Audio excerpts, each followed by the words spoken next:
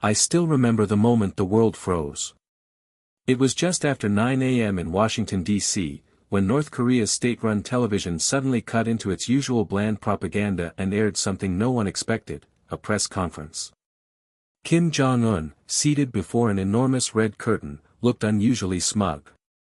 U.S. intelligence officials scrambled. Cable news anchors stuttered. The White House went eerily quiet. Today, Kim began through a translator, I will reveal something that will change the balance of American politics forever. Everyone leaned in. There was no missile launch. No military parade. No nuclear threat. Just one sentence. Donald Trump's wife, Melania, came to me before the 2018 summit, with a secret request. The camera zoomed in. She begged me not to return him. The room I was in erupted. Reporters gasped, phones buzzed. The internet lit up in seconds. Trump, just yards away in a private meeting, hadn't heard it yet. But he was about to. The moment the clip hit American news networks, it spread like wildfire. CNN, Fox, MSNBC, every outlet played the footage on a loop. Pundits were scrambling to confirm its authenticity, but the damage was already done. Inside Mar-a-Lago, Donald Trump was holding a closed-door strategy session with senior advisors about his upcoming campaign rally in Michigan. His mood was already sour, poll numbers had dipped slightly, and he wasn't in the mood for surprises. Then his chief of staff, Jason Miller, stormed in. "Sir, you need to see this. Right now." Trump didn't even look up.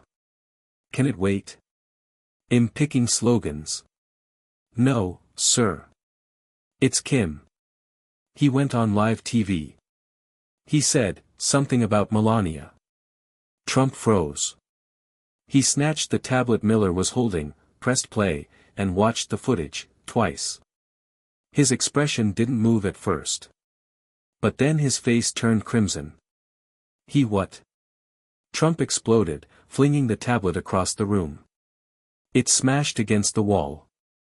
"That son of a," Trump growled, slamming his fists into the table. "Where's Melania? Get her on the phone. Now." His advisors exchanged nervous glances. No one dared say what they were all thinking, was it true? Outside the door, someone had already started recording the commotion. Within minutes, the footage of Trump's meltdown was circulating on Twitter, Instagram, and TikTok. The clip was short, but unmistakable, the 45th President of the United States in a full-blown rage. The internet dubbed it, the Mango Meltdown. As Trump's fury scorched the halls of Mar-a-Lago, his aides scrambled to track down the one person who could either confirm or kill the story, Melania. But she wasn't picking up. Calls went straight to voicemail. Secret Service said she hadn't been seen since early that morning. Her security detail was still in place, but she was off the radar. Trump paced the residence like a caged animal. "She better not be in Europe," he hissed to an aide. "If she's in Paris, I swear to God," Jason Miller returned with bad news. "Sir, she's gone dark. Her phone's off, and we checked, her private jet took off an hour ago. Destination undisclosed." Trump's voice dropped. "What the hell is going on?" Just then, Kimberly Guilfoyle rushed in holding a tablet. "You need to see this." A new clip had surfaced from North Korean state media, a follow-up broadcast. Kim Jong-un was back on screen, sipping tea this time. His translator read aloud, Mrs. Trump expressed deep dissatisfaction with her husband. She said he was impulsive, reckless, and a danger to the world. I did not believe her at first. But then, I observed him myself. Kim smirked. She asked me to consider asylum. For her. Not for him. The screen cut to black. Trump turned pale. For the first time that morning, he sat down and said nothing. The fallout was immediate and chaotic. The State Department issued a curt statement, calling Kim Jong-un's remarks unsubstantiated propaganda designed to destabilize American leadership. But behind closed doors, the Pentagon was anything but calm. General McAllister, chairman of the Joint Chiefs, convened an emergency video conference with National Security Advisor Brent Carrington and CIA Director Elaine Monroe. "This isn't about Melania," McAllister said. "It's about what North Korea thinks they have.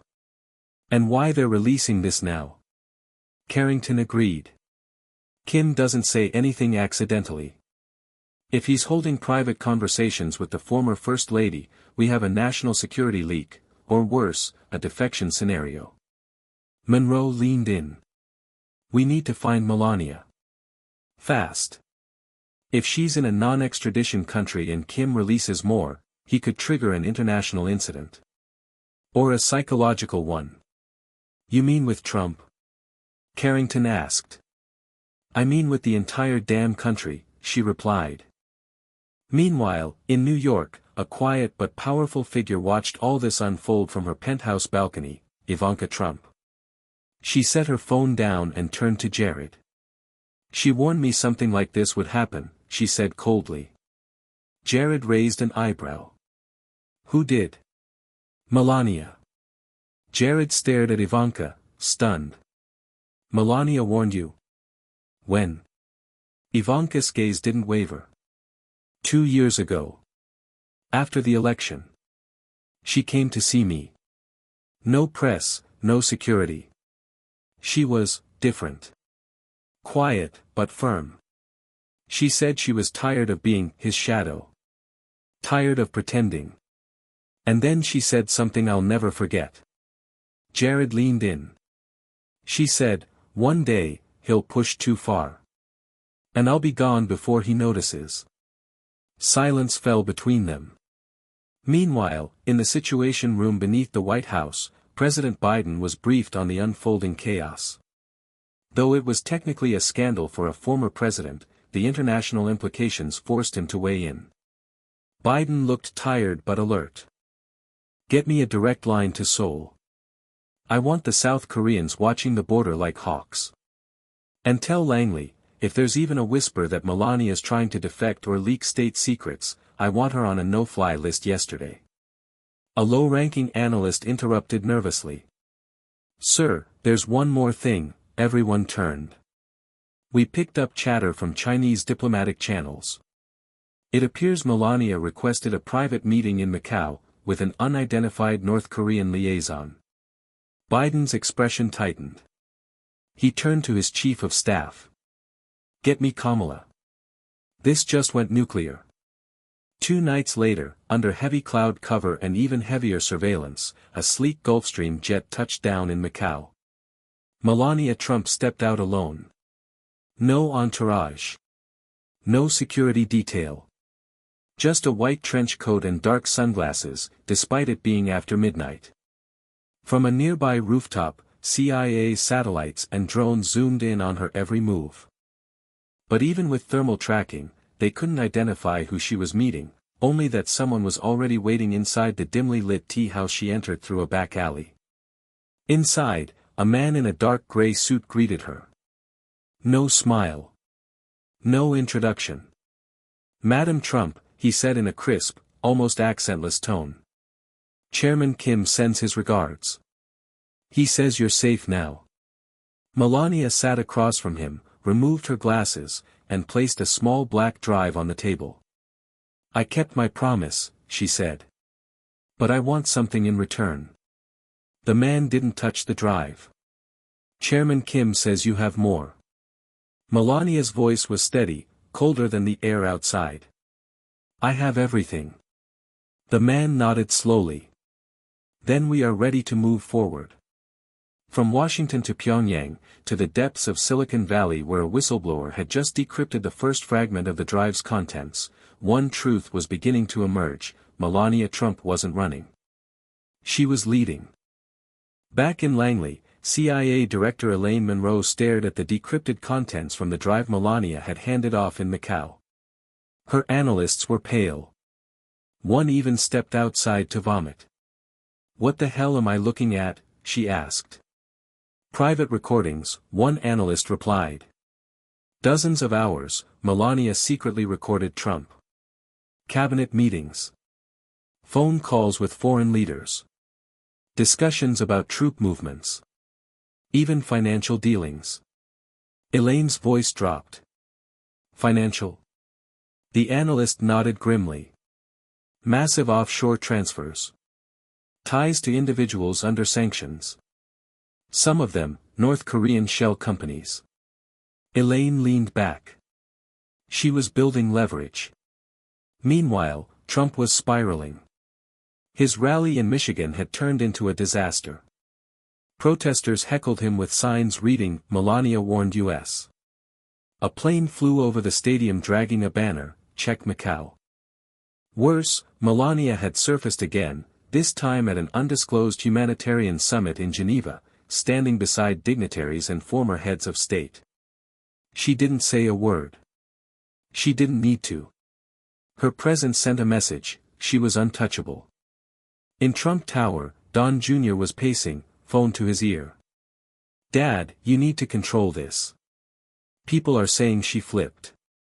Trump roared back, "She doesn't have the guts. She's just doing this for attention. She's nothing without me."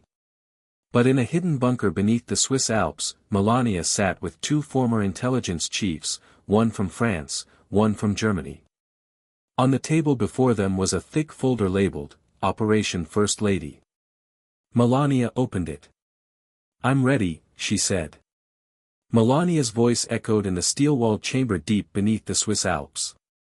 "I'm ready," she said again, and this time the French intelligence chief leaned forward, sliding her a secure satellite phone. "You understand what you're doing, yes?" he asked. Melania didn't blink. "I understand better than anyone." The German operative chimed in, adjusting his earpiece. "Then we begin phase 1.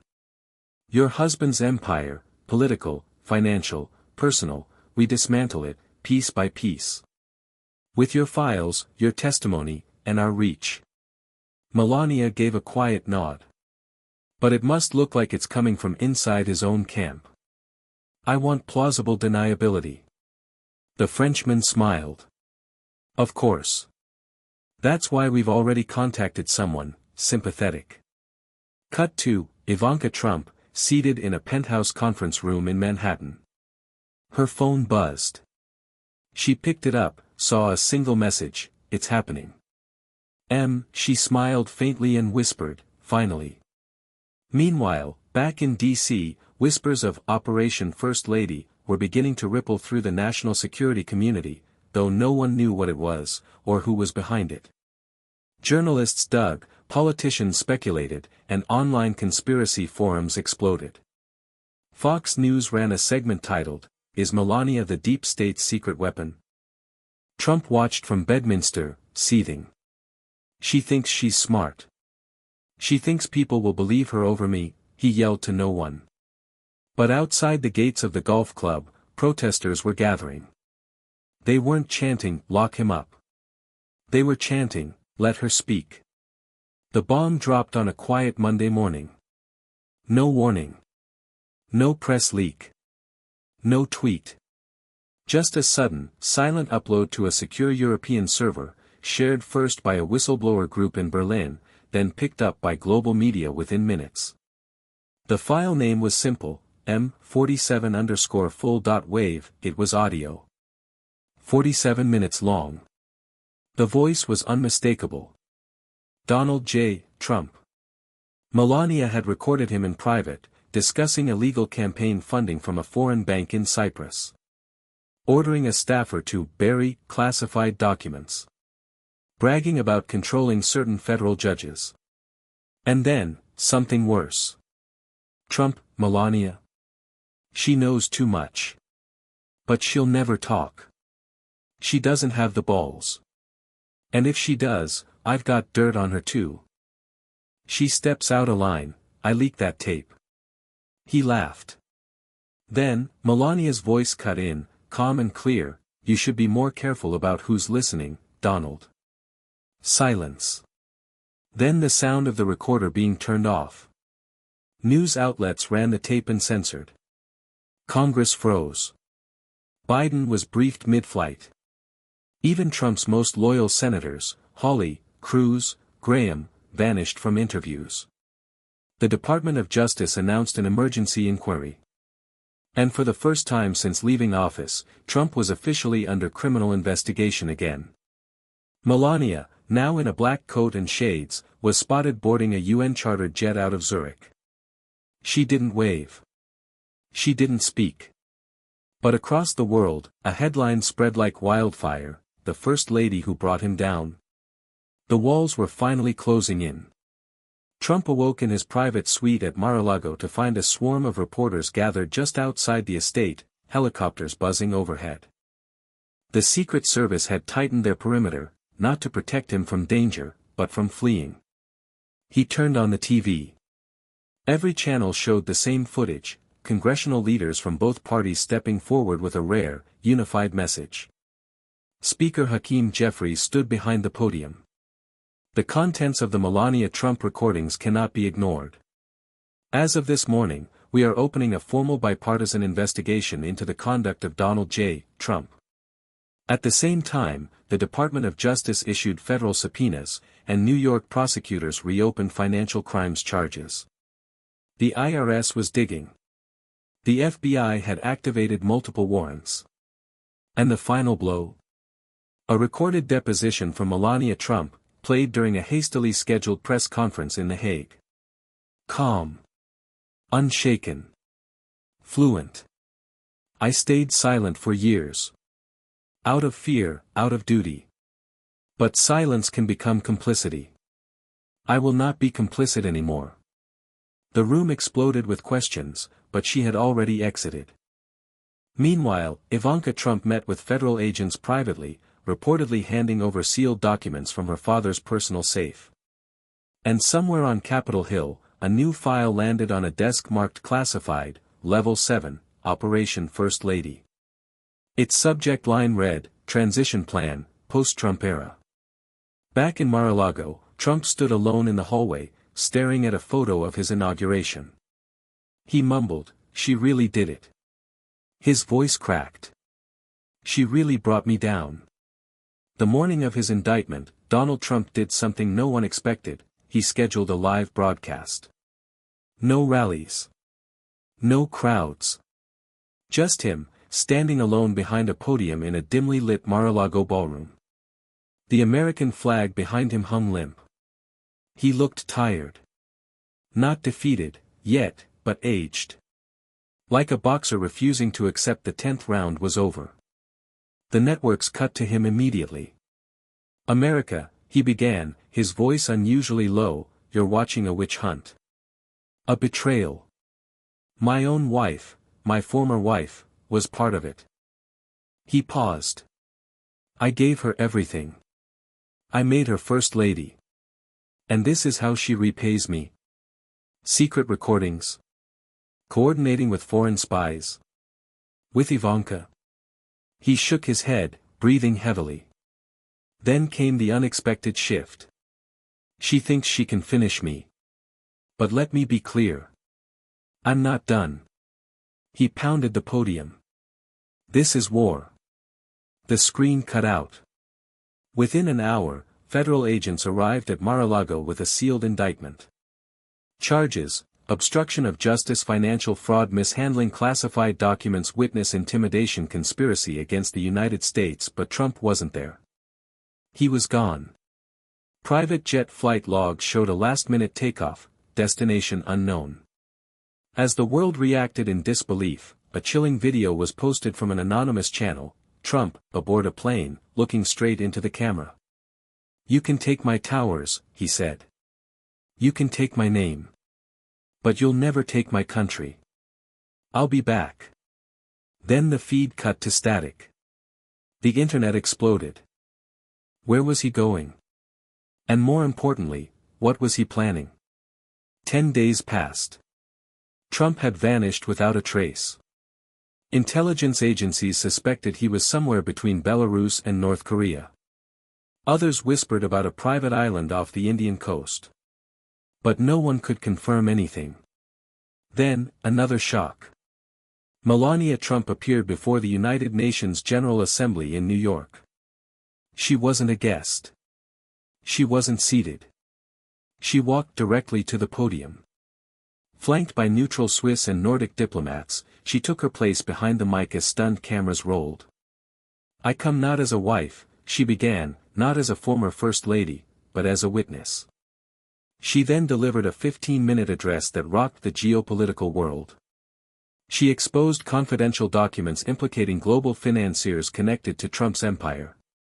She released names, real names, of shadow operatives, fake companies, and silent funders who had propped up illegal campaigns and attempted coups. She ended her speech with chilling calm: "Power built on fear will always fall. My silence is over.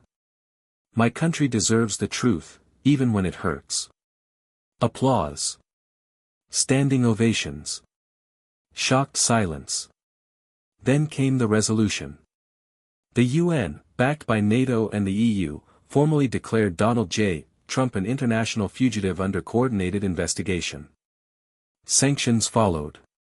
Access to global funds frozen. Loyalists abandoning ship. At home, Congress passed emergency security acts. But the biggest twist came hours later. Ivanka Trump took the stage in D.C., standing beside Liz Cheney and an independent coalition of moderate Democrats and Republicans. She presented a bill. Its name: the First Lady Doctrine. A law to ensure transparency, legal protection, and agency for spouses of world leaders, so that no one else would ever be trapped in silence again. Reporters turned to ask Melania how she felt. She simply said, "Now I can finally breathe." And with that, the woman once dismissed as the quiet one in heels walked off the world stage, not as a symbol of scandal, but as the one who ended it.